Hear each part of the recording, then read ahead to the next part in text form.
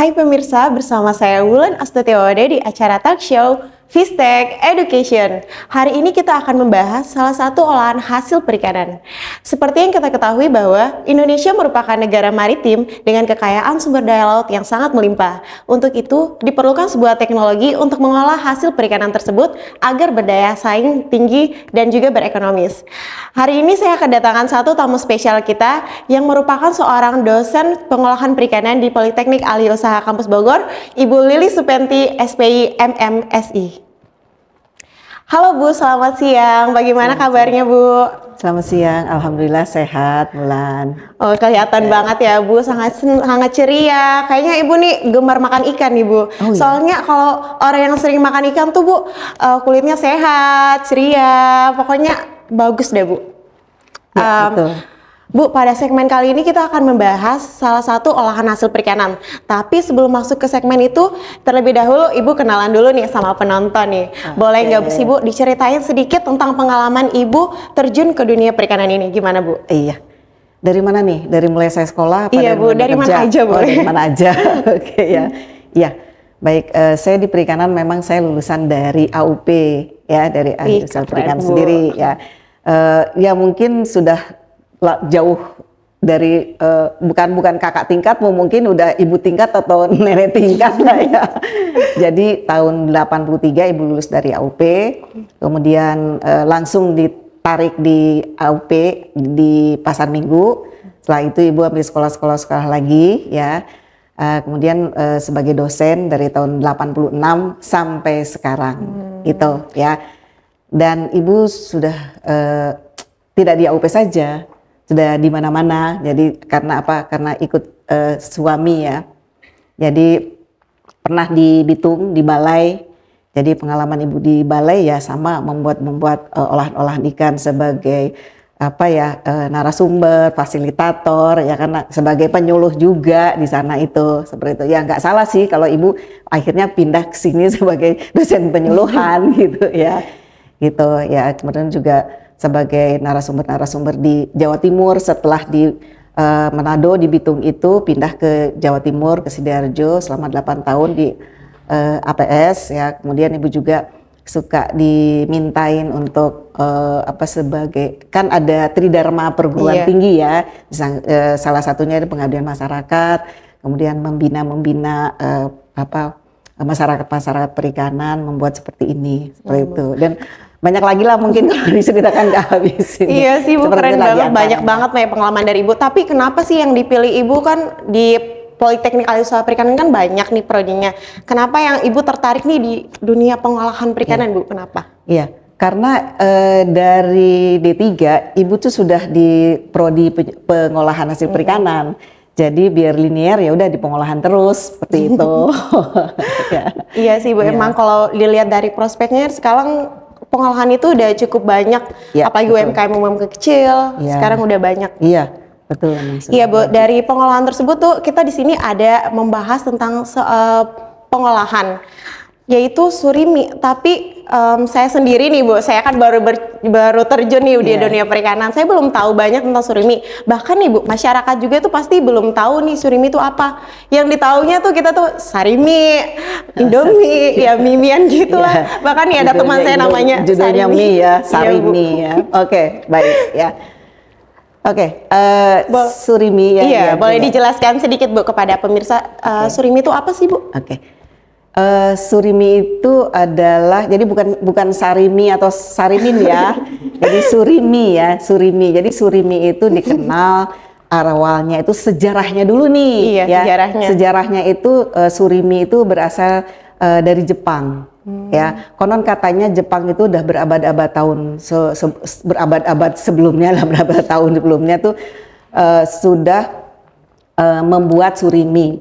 Jadi surimi itu adalah daging ikan yang dicincang ya, kemudian mengalami proses-proses selanjutnya yaitu pencucian yang berulang kali, kemudian penambahan bahan-bahan tambahan, setelah itu dibekukan, dikemas, dibekukan. Nah, surimi itu adalah disebut juga produk setengah jadi atau semi base product yang digunakan untuk bahan baku proses olahan-olahan selanjutnya, olahan-olahan ikan selanjutnya, ya. Seperti ini misalnya ada di depan kita ini ya, itu adalah turunan dari surimi. Iya itu. Bu, jadi kan dari bahan ikan. Nah ikan apa aja nih Bu yang bisa diolah menjadi surimi nih Bu? Oke, pada dasarnya semua ikan, baik ikan dari laut maupun ikan tawar ya dari budidaya itu boleh dijadikan surimi ya. Bu. Nah kenapa sih sebenarnya gini? Buat apa sih dibikin surimi? Kan itu. Iya, apa sih tujuannya gitu loh dibikin surimi itu kenapa? Tujuannya bukan surimi itu kenapa? Banyak ya tujuannya. Yang pertama di Jepang itu mereka suka menangkap ikan. Ikannya tidak cuma 100 kilo per ekor, 200, 500, bahkan tontonan. Ikannya besar sekali gitu ya ikannya. Nah kalau kita disimpan di cold storage, paling cuma berapa ekor ikan ya. Tapi untuk memudahkannya, meringkas gitu ya, meringkas bahan baku tersebut atau ikan tersebut, maka diambillah daging ikannya, kemudian diproses surimi. Nah, proses surimi sendiri adalah tujuannya untuk menghasilkan gel strength. Gel strength itu apa sih Bu? Nah, gel strength itu adalah kekenyalan. Ya, jadi produk-produk turunan surimi itu adalah tujuannya adalah menghasilkan gel strength. Nah, kemudian kapan sih itu surimi itu kan di Jepang sudah lama. Kemudian merambah ke negara-negara luar ya. Itu konon katanya di Amerika tuh sudah dari tahun 1970 itu sudah mulai diperkenalkan. Udah lama di Eropa itu tahun 1980 dan mulai populer di seluruh dunia itu tahun 1983 itu surimi mulai diperkenalkan dan mulai kebutuhannya meningkat di dunia itu tahun 83 termasuk di Indonesia. Nah di Indonesia sendiri sudah mulai dari tahun 83 diperkenalkan gitu ya sampai sekarang itu makin sudah meningkat itu surimi itu. Ternyata udah dari tahun 83 tapi kita baru tahunya di tahun 2024 ya Bu, keren banget. Terus sih terang saya sendiri pun tahu surimi itu ketika saya pergi ke Jepang tahun 93. 93 ada di pembelajaran pelatihan tentang marine food processing. Nah, di situ termasuk surimi diperkenalkan, Ibu pergi ke perusahaan-perusahaan perikanan ya. Contohnya apa sih? Misalnya contohnya itu ada semacam kamaboko itu ya. Kamaboko itu adalah turunan olahan dari surimi ya, seperti itu. Oh jadi kalau kata Ibu tadi semua ikan tuh bisa diolah jadi surimi. Tapi yang di produk ini kan Bu, warnanya ini putih. Kan ada ikan yang berdaging merah nih Bu. Itu boleh nggak sih Bu diolah jadi surimi? Kan ini seperti contohnya ini kan dagingnya daging putih. Kalau merah itu gimana Bu? Tadi sudah saya jelaskan bahwa bahan baku untuk surimi semua jenis ikan. Mau jenis ikan itu dari dagingnya ada jenis ikan putih, jenis daging merah. Kalau daging putih, so pasti kata orang Manado, so pasti akan menjadi surimi yang baik, yang mempunyai. Jadi surimi itu sifatnya itulah mempunyai gel strength yang tinggi ya, kekenyalan yang tinggi. Sekarang Ibu tanya, bakso. Bakso apa yang bahwa orang merem aja udah, oh ya ini bakso. Apa ininya, ciri khasnya? Kenyal gitu loh. Kenyal. Jadi nggak usah lihat bentuknya aja, kalau merem langsung makan itu, oh itu bakso. Kan seperti itu ya. Nah surimi pun demikian, itu kekenyalannya. Nah didapatkan kekenyalannya itu dari daging putih. Apa daging merah tidak bisa? Bisa gitu, cuma dia tidak memiliki gel strength yang tinggi seperti daging putih. Kenapa? Nah gitu kan pertanyaannya kan kenapa gitu. Ya kan? Ya karena di daging putih itu sumber gel strength-nya di situ. Di mana sumber gel strength-nya? Nah ya, sumber gel strength-nya itu ada di protein. Ya, protein myofibrillar ya. Nah, anak-anak kan sudah anak perikanan pasti tahu ya. Nah, itu untuk yang di luar itu. Jadi disitulah ya yang menghasilkan gel strength-nya itu dengan proses tentunya ya, dengan penambahan garam dan sebagainya ya. Nah kalau yang merah itu kan dia daging merah banyak apanya? banyak lemaknya. Banyak lemak, kemudian ada apa namanya tuh yang daging merahnya ada Serat-serat gitu. Yang daging merah kan, daging merah itu kan agak jadi dia tuh kadar proteinnya rendah, kadar lemaknya yang tinggi. Maka proteinnya rendah berarti kan tidak akan menghasilkan J-strength yang tinggi. Jadi harus ada penanganan khusus kalau mau buat pakai daging merah. Ya, pakai daging merah itu tujuannya untuk bikin apa? Jangan tujuannya untuk menghasilkan J-strength yang tinggi. Nah, misalnya bakso kan bakso, kamaboko, sosis gitu ya. Itu menginginkan kan J-strength yang tinggi. Ya, jadi jangan menggunakan daging merah, bukan daging putih. Daging merah untuk apa? Kalau di Jepang itu daging merah itu untuk kue ikan yang tidak memerlukan penampakan yang jelas seperti ini kan bakso. Bakso itu kan kelihatan tidak ditutup lagi pakai butter ya. Jadi kelihatan itu pakai daging putih. Tapi untuk daging merah tuh untuk kue ikan itu nanti digoreng walaupun nggak pakai butter lagi, tapi dia digoreng kan udah ada browningnya di situ ya. Nah, kemudian untuk kaki naga, nugget kayak seperti itu. Ya. Oh iya Bu. Jadi kalau yang dalam pembuatan surimi ini yang paling berperan penting itu bahannya itu apa Bu? Yang paling penting kalau nggak ada bahan ini nih berarti suriminya nggak bisa nih Bu. Apa sih Bu? Oke. Jadi surimi itu tujuannya kan untuk sebagai bahan baku olahan selanjutnya yang menghasilkan J-strength ya. J-strength dihasilkan dari surimi, dari protein. Ya. Nah, bagaimana si protein myofibril itu bisa membentuk gel ya? Jadi membentuk gel itu dengan adanya penambahan garam. Oh, garam ya Bu. Jadi garam itu faktor utama. Garam. Yang kedua adalah suhu. Suhu itu mutlak harus dingin. Ya, dingin artinya sampai 5 sampai 10 derajat Celcius gitu ya. Harus dingin ya. Nah, jadi dengan adanya adonan, nah kalau bikin bakso kan diadoni ya. Nah, pada saat pengadonan itu yang pertama kali dimasukkan ke dalam adonan tersebut itu harus garam. Ya. Karena si protein myofibril yang isinya itu adalah aktin dan miosin itu ya. Jadi apa? Pokoknya unsur yang menghasilkan J-strength itulah gitu ya kalau pemirsa ya, misalnya yang itu akan keluar dengan adanya garam mengekstrak keluar dengan kondisi dingin. Nah, kalau tidak ada garam bagaimana dia bisa keluar? Iya, gitu. Bagaimana? Memang sih nanti di ini ya Ibu ini udah kenyal misalnya. Tapi kalau diuji kekenyalannya tidak akan menghasilkan J-strength gitu. Hanya kenyal biasa saja. Iya. Oh gitu ya Bu. Jadi Bu, berapa persen sih Bu penambahan garam yang optimal dalam pembuatan surimi ini biar kekenyalannya itu pas Bu? Oke. Nah, kalau dari hasil pengalaman, kemudian literatur gitu ya, literatur mengatakan 2,5 sampai 3%. Ya, betul. Jadi 3% itu adalah maksimalnya, titik optimal. Titik optimal pembentukan gel, ya, pembentukan gel yang disebut ASI gitu ya, kalau di literatur itu ASI. Jadi J-strength-nya tuh di pas gitu. Jadi kalau ditambahkan lebih banyak lagi, itu nggak akan bisa meningkat lagi J-strength-nya. Ya, jadi percuma. Yang ada rasanya keasinan.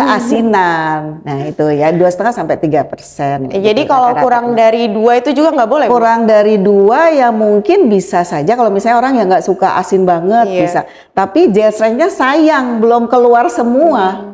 Jadi gitu harus kan? Nyampe di titik optimalnya tuh nggak boleh kurang, nggak boleh lebih juga, harus pas. Jadi kalau 2% itu kalau untuk dibuat secara rumahan itu kira-kira berapa sendok makan Bu? Oh, 2% atau 3% ya? 2% atau 3%? 3% dari kita lihat dulu berapa banyak bahan baku yang akan digunakan ya, ibu-ibu pemirsa.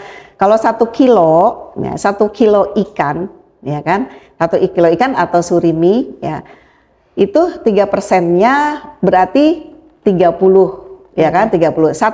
Biasanya takarannya ibu-ibu kan nggak mungkin nyari timbangan gitu ya, nyari ini ribet gitu kan. Jadi cukup pakai sendok biasanya takaran. Ibu-ibu tuh lebih pintar. Jadi kira-kira 1 sendok makan itu 12 sampai 15 gram. Jadi kira-kira 2 sendok makan lah, tapi jangan muncung ya, jadi agak peres sedikit gitu. Terus ya Bu, setahu saya nih Bu ya, di e-commerce itu Bu udah banyak banget yang jual surimi buku. Tapi kan masyarakat tuh pengennya juga buat sendiri di rumah biar kayak hemat biaya dan juga lebih tahu lah cara buatnya. Kasih dong Bu tips and trick dan bagaimana sih cara pembuatan surimi ini di rumah.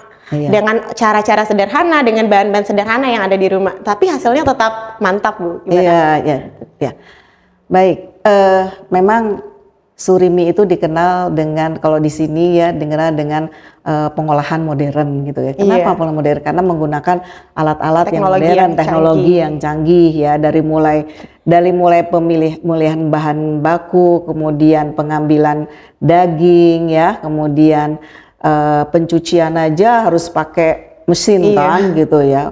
Nah, washing machine gitu kan. Kemudian juga setelah itu dicuper ya, dihancurkan, baru dicuci berulang kali ya. Nah, dicuci berulang kalinya inilah untuk menghasilkan nanti J-string yang tinggi. Jadi pencucian itu bisa meningkatkan juga protein myofibril gitu ya, untuk menghilangkan yang tidak diinginkan ya, darah gitu, darah, lemak gitu ya, kotoran-kotoran kecil gitu. Nah, itu bisa nggak sih dilakukan di rumah? Ya, kemudian ada terakhir kan yang untuk menghasilkan gel strength yang tinggi itu kan dengan di mixer ya, dengan mixing and grinding gitu kan. Nah, itu pencampuran di situ ya, pencampuran garam di situ, kemudian bahan-bahan tambahan gitu ya di situ seperti gula, polifosfat, garam ya di situ. Nah, kemudian setelah itu baru dibentuk, kemudian dibekukan. Nah, itu di pabrikan, ya kan? Kalau secara ini bisa nggak? Bisa gitu, bisa secara sederhana bisa. Jadi intinya itu kan, inti dari pembuatan surimi itu kan ingin menghasilkan J-strength yang tinggi, ya kan? Nah, bagaimana caranya? Yaitu salah satunya yaitu dengan cara utamanya itu dengan pencucian yang berulang kali, menghilangkan kotoran sehingga meningkatkan protein fibril ya, menghilangkan sisa-sisa darah dan sebagainya. Maksimal itu berapa kali Bu pencuciannya? Nah, pencucian berulang itu berarti namanya berulang itu 3 kali. 3 kali ya. Nah, di rumah itu bisa dilakukan. Jadi ikan apa saja kita dapat. Misalnya kita punya kolam kecil ya, ada nila ya, misalnya ada patin, lele gitu ya. Bisa diambil dagingnya, kemudian ibu-ibu cincang ya, dicincang. Misalnya nggak ada blender, untuk menghaluskan daging file ikan ya, kan mau dihancurkan Bu, mau dicuci gitu kan, mau di pencucian. Itu jangan sekali-kali menggunakan blender ya ibu-ibu. Kenapa? Bukan kalau pakai blender tuh lebih halus, lebih cepat. Terus pakai apa? Karena blender itu kan untuk jus, untuk menghancurkan dengan menggunakan air. Iya. Oh, ya jadi nggak boleh ditambahin air? Jangan ditambahkan air di dalam itu. Nanti airnya itu udah bersatu, kemudian ketika akan diperes tidak bisa keluar. Oh, jadi nggak boleh pakai blender? Jadi cukup untuk pencucian cukup dicincang saja ya. Itu pengalaman saya ya. Iya. Dicincang saja, kalau kan di rumah kan sedikit, nggak mungkin banyak kan. Iya. Nah, cincang saja, kemudian baru dicuci berulang kali. Pencuciannya kalau kita membayangkan seperti membuat santan. Ibu-ibu di rumah suka buat santan kan? Nah, santan itu kan diambil parutan kelapa. Nah, parutan kelapa itu dianggap sebagai daging cincang. Kemudian dimasukkan ke dalam baskom, dikasih air dingin, ya, dikasih air es, kemudian dicuci. Dicucinya jangan diemak-emak ya, ibu-ibu pemirsa. Gini dingin-dinginin. Tapi cukup pakai spatula atau pakai sendok yang panjang, cukup diputar-putar ya dengan suhu dingin. Setelah itu ya 3 menit, 5 menit langsung diangkat, diperes. Ya, diperesnya menggunakan saringan atau menggunakan serbet yang bersih atau menggunakan saringan kelapa loh, bisa juga ya menggunakan itu, atau saringan kelapa atau saringan teh itu loh yang besar gitu ya. Kecil lubangnya gitu. Ya, yang kecil. Nah, setelah itu kalau santan airnya yang dipakai, tapi kalau surimi ini ya dagingnya yang dipakai. Hati-hati ya Ibu, jangan keliru ya, Ini yang dipakai. ya. Nah, setelah itu ini sudah pencucian pertama. Nah, pencucian kedua diulang lagi. Dimasukkan lagi ke baskom yang sudah ada air dingin. Kenapa harus air dingin, Bu? Yang pertama, ikan itu adalah apa? Ikan sifatnya perishable food, cepat rusak kalau dia kondisinya kena suhu kamar. Udaranya ini. Makanya untuk mempertahankan kondisi atau mutu ikan segar atau daging, maka harus kondisinya dingin. Kenapa? Jadi kenapa Bu dingin? Tidak emang kenapa kalau dingin? Kan gitu ya. Iya. Karena kenapa? Kalau dingin tidak akan meningkat itu perubahan penurunan mutunya. Jadi bakterinya kan dia stagnan, diam gitu ya. Jadi tahan. Jadi bukan mati ya, dia kan cuma tahan doang. Ya, iya. Jadi harus dingin kondisinya.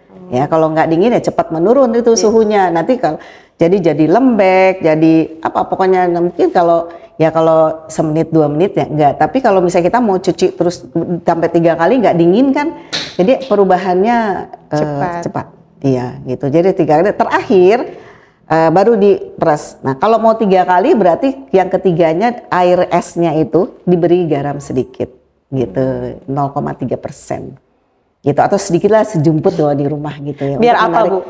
Untuk supaya menarik kadar air dari dalam daging ikan itu gitu. Jadi memang itunya jadi jadi mudah gitu ya diperasnya gitu. Jadi cepat keluarnya. Terus setelah itu Bu diapain lagi? Setelah itu dikemas, dibekukan. Dibekukan. Nah, untuk di rumah misalkan nih bapaknya yang suka mancing, ya kan? Suka mancing bapaknya. Banyak ikan kan? Disimpan, nanti dibekukan, keluarkan lagi, ini lagi kan capek. Ya, artinya tuh si ikan kalau sering keluar masuk freezer atau kulkas, itu kan mudah ini juga mengalami penurunan mutu ya. Nanti dilelehkan, bekukan lagi, bukan itu kan jadi udah nggak segar lagi ya, kan cepat menurun lah mutunya. Nah, oleh karena itu kalau misalnya mau diolah kan anak-anak sekarang seneng ya olahan-olahan seperti ini tuh ya. Jadi langsung aja tuh dibikin surimi, diambil dagingnya, dibikin surimi, kemudian nanti dikemas seperti ini. Nah, ini misalnya setengah kilo ya tergantung kebutuhan ibu akan memasak sekali masak itu berapa. Nah, nanti ini disimpan, kemudian ditumpuk di freezer. Udah, jadi ketika kita mau bikin bakso, tinggal ambil. Ya kan, tinggal diolah, tinggal dicampur-campur pakai yang lain gitu. Berarti ini bukan cukup lagi nih, sangat membantu sangat membantu efisiensi waktu. Ya, jadi anak-anak juga kayak pengen kaki naga nih, tinggal bikin kaki naga, pengen nugget, bikin nugget. Jadi dari satu bahan surimi ini bisa menghasilkan banyak produk-produk olahan perikanan seperti ini, kaki naga, bakso. Iya, betul. Betul sekali. Berarti ini bisa jadi ide jualan juga sih Bu ya? Sangat. Tentunya. Ya, sangat, betul. Jadi kan, tapi ini Bu ya, kalau untuk ide jualan, ini kan para orang-orang di sana kan Bu pengennya tuh kan harganya murah tapi kualitasnya enak. Gimana sih Bu tipsnya agar para penjual itu kayak bisa ini menemukan bahannya murah tapi tetap harganya itu enak dijual? Gimana sih Bu? Ya, itulah ya kesukaannya konsumen ataupun misalnya produsen ya seperti itu ya. Konsumen pengennya enak, tapi murah gitu kan. Ya produsen juga kan gimana nih supaya bisa terjangkau kan gitu ya. Jadi kalau untuk yang tentunya kan kalau kita mau jualan ya dari awal, pangsa pasar mana yang akan kita tuju, itu dulu ya kan. Kalau pangsa pasar jadi pangsa pasar itu ada berapa grade? Ada yang tinggi, ada yang sedang, sedang, ada yang rendah. 3. Dari 3 pangsa pasar ini, level pangsa pasar, kita mau di mana nih? Mau memasarkan produk kita di mana? Misalnya, Bu, yang ini aja deh, yang pokoknya asal laku aja, misalnya banyak kita bisanya misalnya di level yang pangsa pasar yang nomor 3, yang di bawah pokoknya yang murah lah bisa terjangkau.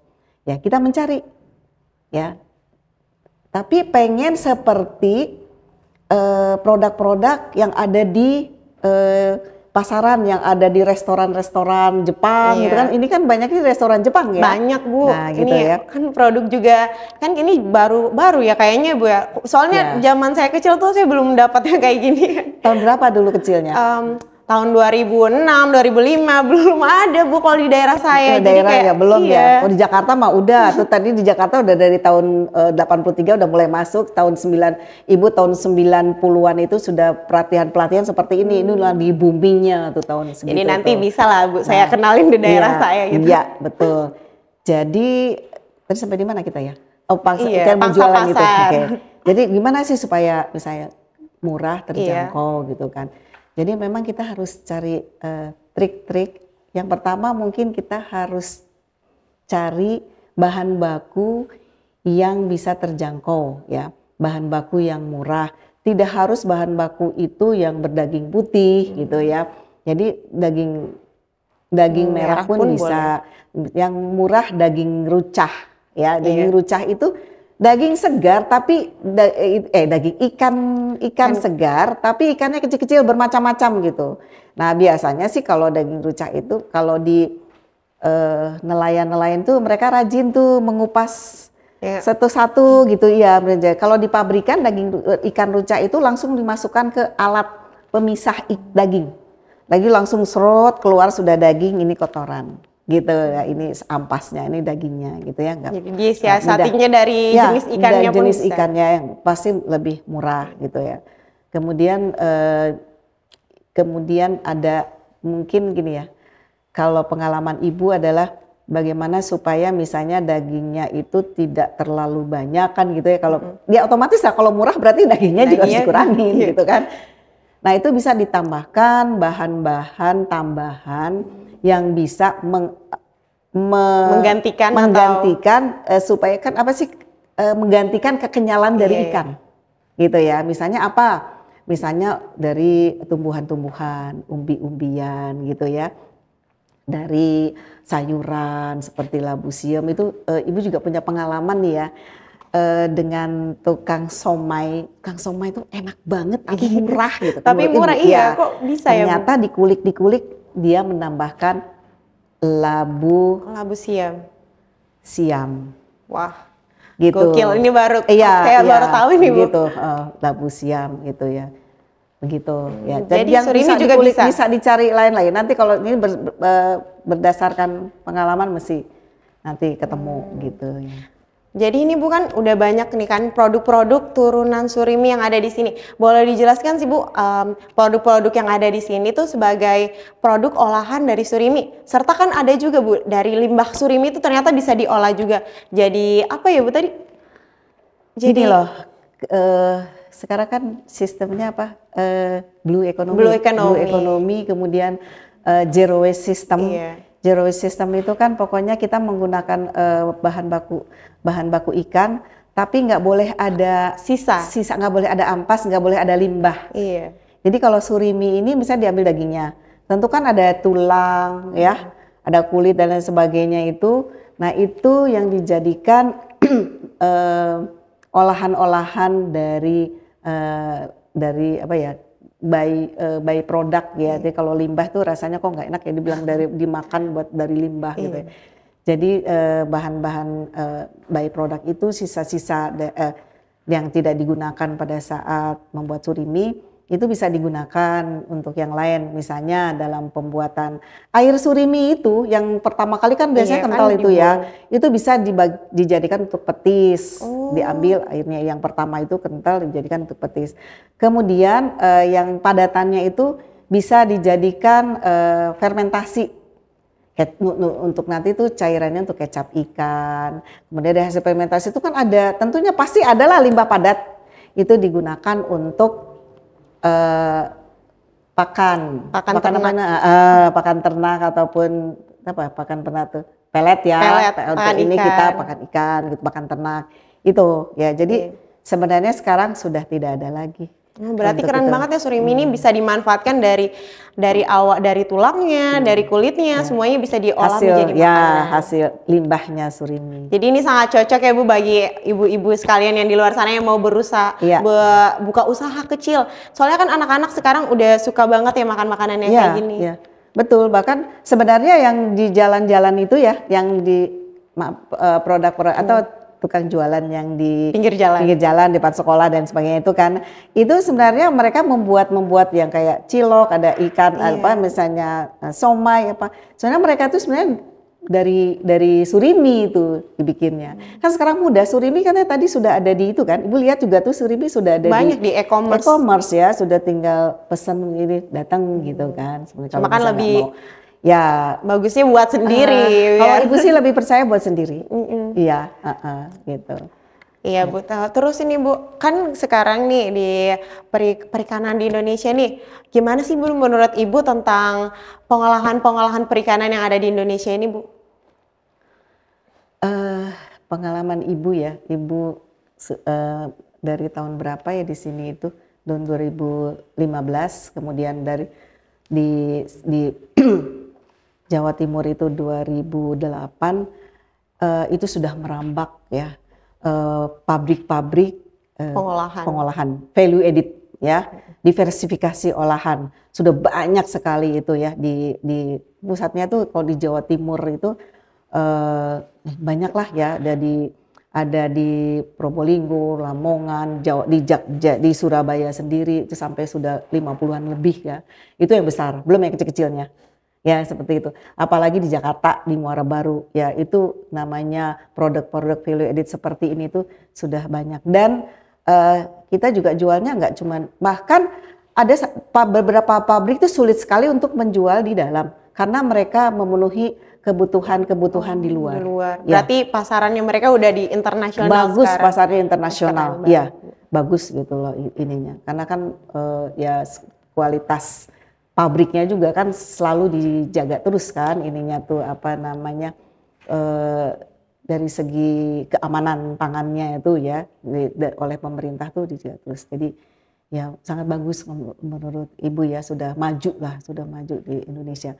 Belum lagi yang kecil-kecil ya UMKM itu udah pada pintar buat sendiri semua. Banyak sekali ya lulusan dari AUP mendirikan pabrik-pabrik pengolahan seperti ini. Yang dari bahan baku surimi. Iya, sudah banyak. Keren banget ya Bu, dari tadi kita mau ngomong banyak banget ngobrol tentang surimi ini, ternyata itu sangat membuka wawasan saya. Ternyata dengan mengolah sumber daya perikanan itu bisa meningkatkan penjualan, meningkatkan ekonomis, meningkatkan juga ketertarikan masyarakat agar gemar makan ikan tentunya Bu. Betul sekali. Nah Bu, sebelum kita tutup nih Bu, bisa diperkenalkan gak sih produk-produk olahan surimi kepada pemirsa sekalian Bu? Nah iya, ini adalah salah satu produk turunan surimi yang sudah dibuat oleh taruna-taruna kita ya, termasuk Mbak Ulan. Termasuk saya kemarin belajar buat surimi. Ini apa nih? Ini kaki naga ya. Kaki naga itu bakso. Kemudian ini hasilnya nih kaki naga yang sudah jadi ya, sudah jadi dari sini ini beku ya. Setelah beku ini kalau ibu-ibu perpisah mau digunakan, tinggal dikeluarin dari freezer, kemudian langsung digoreng seperti ini, langsung bisa dimakan ya. Enak sekali kan ibu-ibu, ini sangat lezat. Ya, Mbak Ulan sudah nyobain belum ini? Udah Bu, udah kenyang dari tadi makan Bu. Enak ya. Ini Bu, ini terus adalah bahan baku produk turunan surimi atau suriminya ini, ya surimi ini. Nah, ini contohnya yang Taruna buat ini ya, ibu-ibu pemirsa ya. Jadi ini masih benar-benar murni daging ikan ya, yang sudah dicuci berulang kali. Ada juga produk-produk lainnya, lain turunannya. Ada nugget. Itu iya tuh nugget ya. Nah nugget itu surimi. Selain kaki naga, nugget juga ada, bakso. Kemudian ini, mohon maaf, ini adalah kecap ikan ya. Kecap ikan ini yang tadi Ibu katakan bisa dilihat dari hasil sisa-sisa daging, tulang, kepala, kulit dicincang, kemudian kita fermentasi, airnya kita ambil menjadi fish protein konsentrat, kemudian diolah menjadi kecap ikan. Ini enak sekali, sangat gurih ya. Ini untuk bumbu-bumbu apapun yang ibu-ibu masak di rumah menggunakan ini maknyos ya. Nah ini ibu-ibu ya, seperti ini. Kemudian juga ada kerupuk. Nah kerupuk ini kerupuk ikan dari hasil-hasil sisa-sisa olahan. Kalau di tulang itu kan ada yang sisa-sisa daging ikan yang tertinggal, itu dikerok, kemudian jadikan ini. Atau juga airnya, tadi Ibu bilang air yang pertama, yang pencucian itu, ya kan itu masih kental ya, masih banyak, itu ada protein yang larut dalam air di situ ya, ada lemak yang masih tertinggal. Nah itu airnya itu digodok ya, agak dipadatkan menjadi kental, kemudian dibuat kerupuk, ya kerupuk. Nah, jadi betul kan, tidak ada yang terbuang, satu lembar pun ya, tidak atas satu ini, semuanya ini sangat bermanfaat. Sangat menerapkan gitu. Prinsip blue economy ya, banget ya Bu. Zero waste system gitu ya. Begitu mungkin Mbak Wulan ya. Ini terima kasih kepada anak-anakku sekalian ini ya. Makasih juga pada Ibu yang sudah menyempatkan hadir pada kesempatan kali ini. Udah banyak banget nih Bu nyertain hal-hal yang tentunya pemirsa tuh awalnya tuh belum tahu apa sih surimi itu. Sekarang udah pada tahu dan juga udah pada lihat sendiri hasil dari olahan dari surimi ini bisa diolah menjadi produk yang sangat banyak yang tentunya bernilai ekonomis yang sangat tinggi. Juga bisa dikembangkan lagi ya Bu bagi usaha-usaha kecil, bagi tentunya pabrik-pabrikan juga udah bisa mengembangkan untuk keluar kota, keluar daerah juga. Iya, sudah banyak. Keren banget. Ya, Mbak Wulan sebelum ditutup ada satu pesan saya yang tertinggal. Oh iya. Boleh Bu disampaikan. Ya, ibu-ibu pemirsa, terutama yang sekitar Bogor dan sekitarnya. Jika ingin, misalnya, saya nggak bisa ya bikin bakso yang kenyal, saya nggak bisa bikin kaki naga. Kami dari Politeknik AUP Prodi Penyuluhan di Kampus Cikaret membuka lebar pintu untuk ibu-ibu yang ingin belajar, ya, yang ingin belajar membuat olahan-olahan ikan. Temui saja Ibu Lili Supenti, ya. Gitu Bu Lili, nggak usah Bu harus pakai surat-suratan segala macam ini, nggak usah dulu. Ibu datang aja, pintu kami terbuka lebar, ya. Serius ini, sungguh ya. Jadi misalnya, Bu Ibu datang aja deh ke tempat saya, misalnya di saya ada apa itu namanya perkumpulan ibu-ibu, enggak, misalnya arisan atau perkumpulan apa namanya Dharma Wanita. PKK gitu ya, PKK Dharma Wanita pemerintahan Kota Bogor atau dan sebagainya. Itu silahkan. Ya kalau misalnya sebelumnya belum menyurat ya ketemu dulu di sini, kemudian nanti secara administrasi kita buatkan. Itu mungkin ya, dan kami akan senang sekali ya. Kami akan senang sekali jika ibu-ibu mau berkunjung ke rumah kami di sini, kampus Prodi Penyuluhan Perikanan kampus AUP Kampus Bogor ya, di Jalan Cikaret nomor 2 ada di sini ya. Oke, ya itu aja mungkin Mbak Wulan pesan ya, dari Bu. saya. Terima kasih ya Bu, informasi yang akan diberikan Ibu sangat berharga. Sampai sekarang kita udah bisa menggali informasi lebih dalam lagi. Nanti bisa langsung ke Ibu Lilis, bisa langsung datang ke Politeknik Alih Usaha Perikanan Kampus Bogor. Oke, baik itu saja pada kesempatan kali ini. Saya Wulan Astuti sebagai host, pamit undur diri. Sampai jumpa. Sampai jumpa. Alhamdulillah.